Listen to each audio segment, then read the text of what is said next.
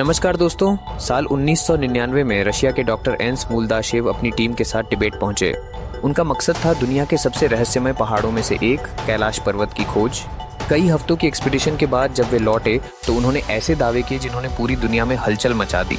मूलदाशेव ने कहा कि कुछ समय पहले 4 साइबेरियन क्लाइंबर्स ने कैलाश पर चढ़ने की कोशिश की थी और थोड़े समय के अंदर वे सभी बूढ़े होकर मर गए।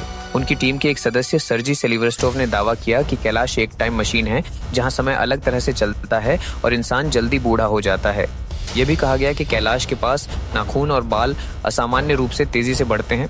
मूलदाशेव ने यहाँ तक दावा किया कि कैलाश अंदर से खोखला है और इसके भीतर गुफाएं हैं जिनमें प्राचीन सभ्यताओं के लोग समाधि में मौजूद हैं।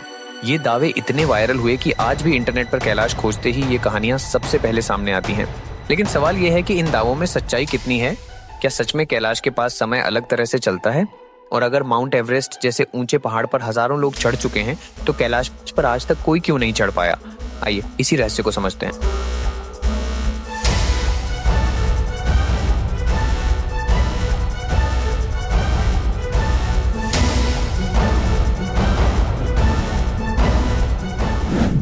नक्शे में देखें तो कैलाश तिबेट के पश्चिमी इलाके में स्थित है। इसकी ऊंचाई एवरेस्ट से कम है लेकिन इसकी बनावट बहुत अलग है। ये लगभग पिरामिड जैसी दिखती है और इसकी ढलान इतनी तीखी है कि कई जगह बर्फ भी नहीं टिकती। कैलाश की सबसे खास बात है इसका धार्मिक महत्व। हिंदू धर्म, बौद्ध धर्म, जैन धर्म और बौन परंपरा चारों इसे पवित्र मानते हैं। हजारों सालों से लोग इसकी परिक्रमा करते आ रहे हैं। हिंदू और बौद्ध क्लॉकवाइज परिक्रमा करते हैं जबकि जैन और बौन परंपरा के लोग एंटी क्लॉकवाइज। हिंदू मान्यता में कैलाश भगवान शिव और माता पार्वती का निवास है। बौद्ध मानते हैं कि यहाँ चक्र संवर और वज्रवाराही ध्यान करते हैं। जैन धर्म में इसे अष्टापद कहा गया है जहाँ ऋषभदेव ने मोक्ष प्राप्त किया। बौन परंपरा में कैलाश को स्वर्ग और धरती को जोड़ने वाला केंद्र माना जाता है। दुनिया में बहुत कम ऐसे पहाड़ हैं जिन्हें अलग अलग धर्म पवित्र मानते हैं।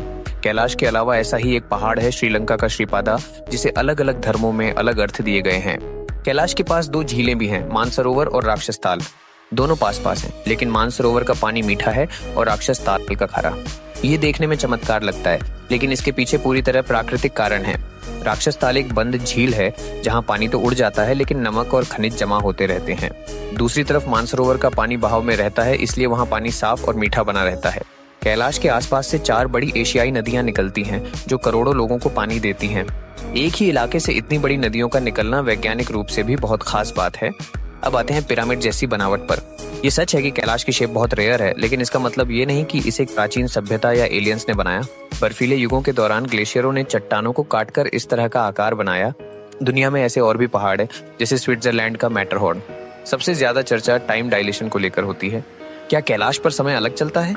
जवाब है नहीं। साइंस के मुताबिक समय सिर्फ गति और गुरुत्वाकर्षण से प्रभावित होता है। कैलाश के पास न तो कोई असाधारण गति है और न ही अलग गुरुत्वाकर्षण। नाखून और बाल तेजी से बढ़ने का भी कोई वैज्ञानिक सबूत नहीं है। ये सारे दावे एक ही इंसान तक जाते हैं, डॉक्टर मूलदाशेव। वे कोई फिजिसिस्ट या जियोलॉजिस्ट नहीं बल्कि आंखों के डॉक्टर थे। उनके दावों को कभी किसी साइंटिफिक जर्नल ने स्वीकार नहीं किया। वे मरमिड्स, वैम्पायर्स और टेलीपैथी जैसे दावों पर भी यकीन करते थे। रशिया में उनकी थ्योरीज को खारिज करने के लिए किताबें तक लिखी गईं। साइबेरियन क्लाइंबर्स की कहानी भी पूरी तरह मनगढ़ंत निकली। न उनके नाम मिले न कोई रिकॉर्ड। रशियन माउंटेनियरिंग फेडरेशन ने साफ कहा कि ऐसा कोई एक्सपीडिशन हुआ ही नहीं था। तो फिर लोग कैलाश पर चढ़ क्यों नहीं पाते? असली वजह है इसका धार्मिक सम्मान। कई अनुभवी पर्वतारोहियों को चढ़ने का मौका मिला लेकिन उन्होंने खुद मना कर दिया। उनका मानना था कि ऐसे पवित्र पहाड़ पर चढ़ना लोगों की आस्था का अपमान होगा। बाद में अंतर्राष्ट्रीय दबाव के चलते कैलाश पर चढ़ाई पर स्थायी रोक लगा दी गई।